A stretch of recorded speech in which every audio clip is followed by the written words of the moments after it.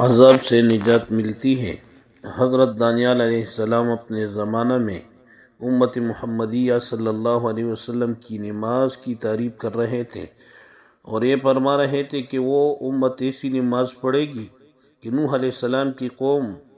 ایسی نماز پڑھ لیتی تو ہرگز طوفان میں غرق نہ ہوتی، اور اگر ہود علیہ السلام کی قوم ایسی نماز پڑھ لیتی تو کبھی بھی آندھی کے طوفان میں گرفتار ہو کر ہلاک نہ ہوتی۔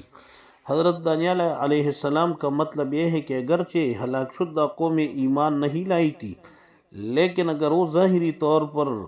بھی نماز پڑھ لیتی تو دنیا میں ہلاک نہ ہوتی، کیونکہ نمازوں کی خاص تاثیر یہ ہے کہ جو شخص اس کا پابند ہوگا اگرچہ کافر کیوں نہ ہو، اس قسم کی دنیاوی عذاب میں مبتلا نہیں ہوگا، البتہ آخرت میں اس قسم کی نماز سے اسے کوئی فائدہ نہیں ہوگی۔